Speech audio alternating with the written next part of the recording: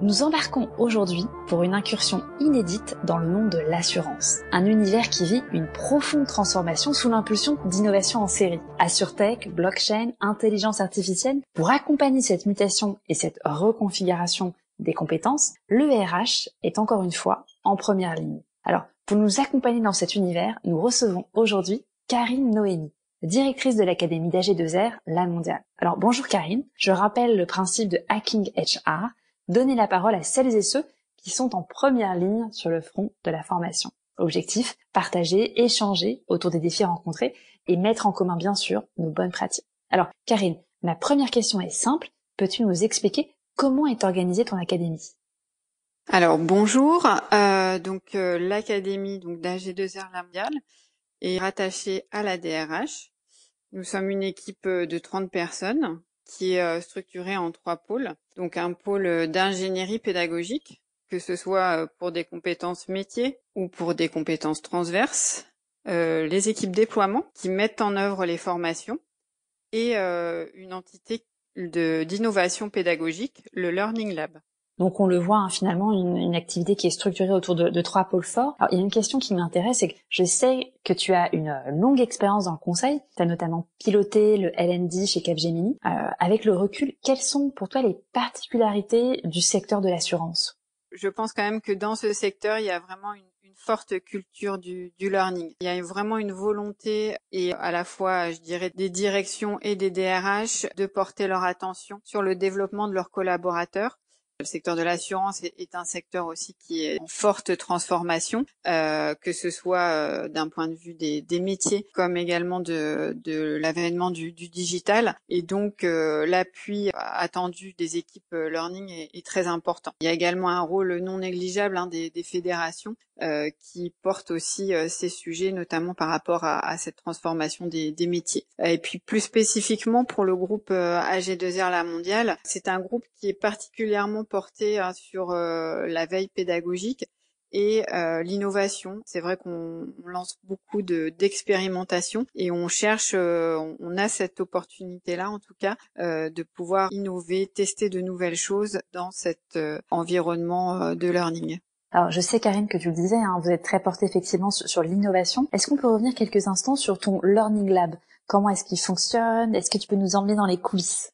Alors Béatrice, je peux t'emmener et je peux vous emmener dans les coulisses. En fait, le Learning Lab, c'est une entité, c'est une petite équipe qui a été créée fin 2018. Donc petite équipe de 3 à 4 personnes, puisqu'on prend parfois des alternants, voilà, en plus pour renforcer l'équipe. Donc une équipe très agile qui cherche vraiment l'objectif, c'est d'innover avec une capacité des compétences au sein de l'équipe, de pouvoir mettre, je dirais, à disposition des contenus de formation, de transformer finalement des connaissances qui sont détenues par les directions métiers en des contenus très pédagogiques, très impactants. Il y a beaucoup l'utilisation de la vidéo ou de divers, je dirais, outils qui permettent d'enregistrer et de mettre en ligne des contenus. On travaille par exemple avec l'outil SpeechMe qui permet à des collaborateurs eux-mêmes, avec un scénario pédagogique, de proposer très rapidement des contenus.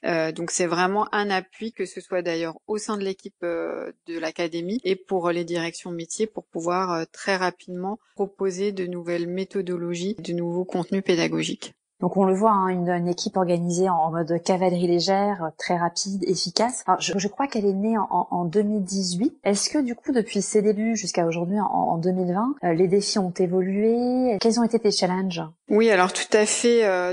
L'un aussi des défis du Learning Lab, c'était le passage à l'échelle, c'est-à-dire être en capacité de produire de plus en plus de contenu par rapport aux demandes qui pouvaient émaner justement des métiers. Et en fait, cette équipe a été un peu victime de son succès finalement, puisque les demandes sont très nombreuses.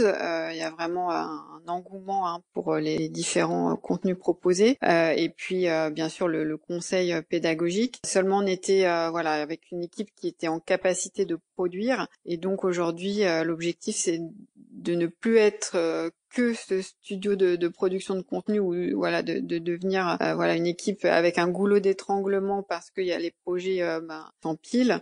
L'objectif, c'est vraiment de pouvoir se repositionner aujourd'hui vers une approche conseil, en faisant peut-être davantage appel du coup à des prestataires, et pour pouvoir vraiment passer à l'échelle et avoir cette capacité de réponse beaucoup plus rapide et à la hauteur des attentes de nos différents clients internes. Très clair. Alors, ce qui est amusant, c'est que finalement, le Learning Lab, en 2 ans, a connu finalement des étapes qui sont assez critiques dans la vie d'une startup. On parle en général de la phase d'hypercroissance et la phase de scale. Donc, écoute, c'est plutôt bon signe, quoi. Finalement, c'est la rançon du succès. Donc, toi, de ton côté, tu as fait le parti pris de repositionner le Learning Lab sur vraiment des missions à forte valeur ajoutée. Et quelle était du coup votre maturité sur le domaine de l'e-learning? Alors on le voit aujourd'hui, tout le monde reparle de l'e-learning, c'est encore plus accentué dans le cadre du contexte Covid, mais j'aimerais savoir justement avant cette crise sanitaire, quel était ton niveau de maturité sur ce sujet? Je dirais que dans le groupe, il y avait une bonne maturité, disposer d'une LMS, beaucoup de contenu e-learning, et je dirais de manière plus large de contenus digitaux, distanciels, des tutoriels, des vidéos, vraiment différents types de supports. Mais c'est vrai que il existait quand même, alors suivant je dirais les métiers, et également un peu la position géographique, un petit peu une segmentation avec des équipes sur les fonctions transverses, un certain nombre de métiers clés aussi qui sont plus, on va dire, dans les grandes villes ou en région parisienne, qui étaient plus enclins à suivre ce type de contenu, versus des populations davantage en centre de gestion, souvent en province, et qui de par leur activité, déjà étaient eux-mêmes confrontés à des défis, je dirais, dans leur propre métier, d'aller vers du digital, et donc n'avaient pas forcément ce lien vers des formations en ligne. Et alors du coup, là, Karine, j'ai posé la question qui fâche, c'est celle du marketing de la formation. Parce que beaucoup de gens me disent, ah oui, non, mais moi, un de mes pain points, c'est comment faire connaître mes formations. Est-ce que toi, de ton côté, vous aviez des actions marketing, ou est-ce que vous allez commencer à en impulser? Est-ce que tu peux nous raconter? En effet, on ne déroge pas à la règle. Donc c'est un de nos axes d'amélioration, le marketing. On en a bien conscience. On doit le développer. Donc je pense que c'est effectivement maintenant le sujet du learning vient différemment sur la scène professionnelle. Et on a besoin, de montrer différemment les choses, sachant que finalement jusqu'à présent on avait eu beaucoup de contenu, donc l'offre est immense, et il faut réussir justement à aider le collaborateur à trouver ce qu'il souhaite là-dedans. Et une des premières étapes, c'est vraiment la communication.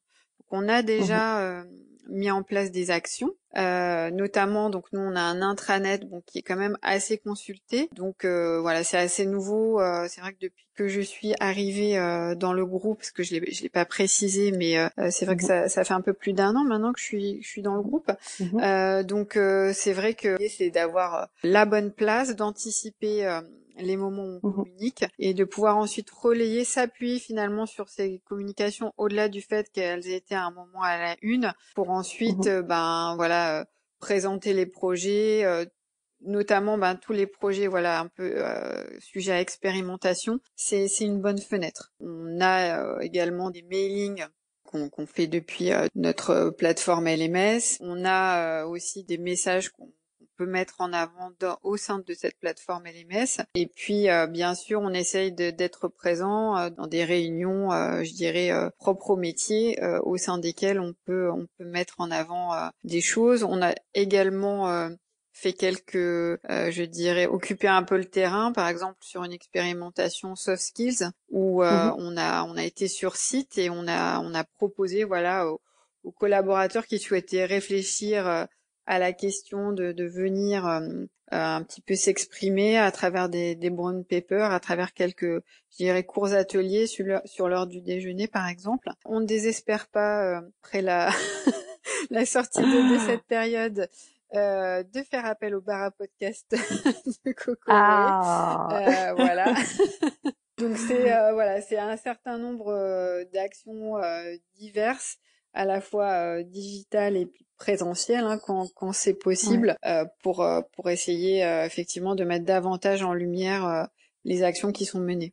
Donc on le voit finalement, il y a un véritable plan média à mettre en œuvre, un écosystème de relais à mobiliser. Alors tu l'évoquais tout à l'heure, tu parlais de la crise sanitaire justement. Dans quelle mesure pour toi est-ce que cette crise du Covid-19 vient un peu repenser, réinventer notre expérience apprenante? Alors c'est vrai que ça a été vraiment un moyen de réinventer cette expérience. Donc nous, ce qu'on a constaté, c'est que déjà il y a eu quand même, enfin, ça a donné un coup de boost pour l'utilisation d'outils digitaux et donc d'outils qui ont été utilisés aussi pour les formations. Donc avec une accélération de la digitalisation aussi de certains contenus.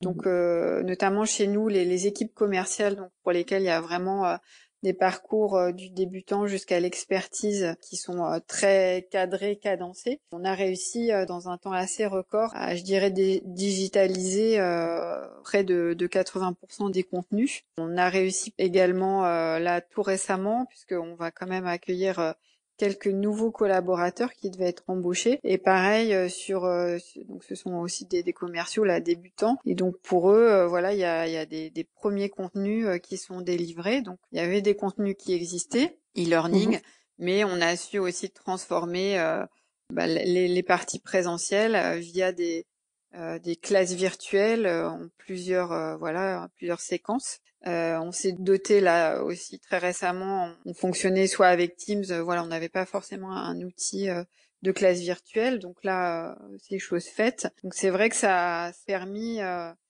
finalement de donner un coup d'accélérateur sur ce type d'action. Tu me disais, c'est vraiment un booster finalement de digitalisation. Et en parallèle, plutôt sur un plan finalement d'animation. Alors on n'est pas tout à fait sorti du mode télétravail puisque le déconfinement s'est amorcé, mais encore beaucoup d'équipes sont en remote ou ne sont pas encore revenues dans les bureaux. Je souhaitais savoir quel type d'action tu avais mené auprès des équipes ou que tu mènes encore durant cette période. Alors oui, on a mené pas mal d'actions, étant donné que dès le départ, dès le début du confinement, on a bien sûr tout de suite annulé l'ensemble des formations présentielles initialement prévues.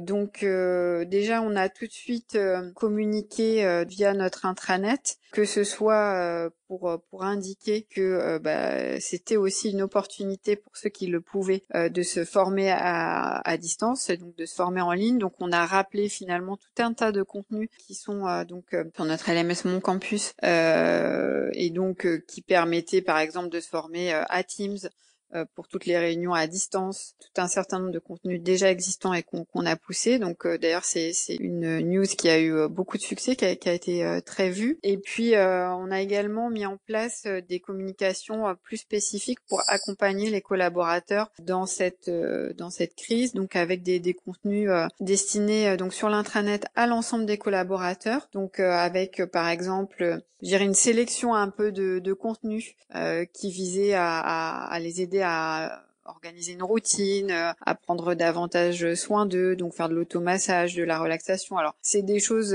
que je pense tout le monde a vu, plus ou moins poussées, mais du coup là, c'était à sélectionner, c'était un peu clé en main pour eux. Donc ça, c'était des éléments d'action. Plus spécifiquement côté formation, on a également ouvert de nouveaux espaces, notamment un espace à destination là des managers, donc avec vraiment des contenus de formation sur le management durant la crise, que ce soit des articles, des webinars aussi. Beaucoup aussi nos partenaires mettaient en place des webinars accessibles et puis aussi des contenus de formation. Donc un espace qui est vraiment vivant, qui évolue en fonction de l'évolution de la crise. Donc voilà, on parlait beaucoup de manager en temps de crise jusque-là et là on commence à parler de sortie de crise, de déconfinement. Et puis on travaille là également sur un complément, je dirais, à cet aspect distanciel, avec là on est en train de finaliser vraiment un plan d'accompagnement pour les managers, donc avec du coaching à distance, donc du coaching pour des personnes de leurs équipes par exemple qui en auraient besoin, donc pas que pour eux managers, mais donc vraiment un coaching, je dirais un peu boost pour pouvoir très vite redresser une situation qui pourrait être un peu complexe. Également la possibilité de coaching collectif, avec un accompagnement en plusieurs temps aussi des équipes qui seraient identifiées. Et en amont de tout ça, pour aussi les managers qui le souhaitent, un questionnaire qui permettrait de prendre un petit peu la température sur finalement les membres de leurs équipes. D'ailleurs, même si tout semble aller bien, savoir par rapport au déconfinement comment les collaborateurs envisagent les choses pour peut-être capter des signaux faibles via ce questionnaire anonyme qui permet ensuite derrière de mener quelques actions. Donc on est en train de compléter, je dirais, le package. On le voit en plus, Karine, le sujet de la santé mentale est vraiment revenu sur la table ces dernières semaines. Il y a un vrai sujet de pouvoir effectivement prendre le pouls des collaborateurs et identifier les signaux faibles. Alors en ce moment, on parle également beaucoup de continuité pédagogique, de résilience pédagogique. Il y a une expression qui est revenue sur le devant de la table, c'est l'entreprise apprenante. Elle permettrait de favoriser le développement durable de nos collaborateurs. Est-ce que pour toi, il s'agit encore d'un nouveau buzzword, un peu strass et paillettes, ou c'est une vraie tendance de fond ? Alors pour moi, c'est une vraie tendance de fond, l'entreprise apprenante et on va dire l'expérience apprenant. Enfin, cette idée, c'est vraiment que finalement, comme je le disais précédemment, dans un environnement learning où on a une infobésité de données, on donne la possibilité aux collaborateurs finalement d'avoir accès aux formations dont il a vraiment besoin, de pouvoir développer ses compétences de la manière la plus adaptée à son niveau, à son métier, à son projet professionnel. C'est vrai que nous on a un accord GAPEC, donc gestion active et prévisionnelle des emplois et des compétences, où on cherche vraiment à accompagner le collaborateur dans son projet professionnel. On a mis en place un certain nombre de contenus. Et là, c'est pareil, on met à sa disposition une possibilité d'un parcours pour l'accompagner. Donc tout ça, c'est vraiment une action de l'entreprise pour permettre aux collaborateurs d'être acteurs de son développement, mais d'avoir l'environnement et l'appui qui lui permet d'être effectivement cet acteur. Et puis un autre point également, c'est vraiment, pour réaliser ça, c'est comment on peut assez rapidement, simplement, identifier l'écart de compétences entre le niveau d'aujourd'hui, le niveau à atteindre pour son poste, pour un futur poste. Donc comment on fait cette évaluation et on propose ensuite les contenus qui y conviennent. Excellent, Karine. Écoutez, merci beaucoup pour ce témoignage très riche en insights. On a parlé de classe virtuelle, learning lab et même automassage. C'était super. Tout à fait. Donc, merci beaucoup pour ce témoignage. Amis de la RH, moi je vous dis à très bientôt pour une prochaine immersion.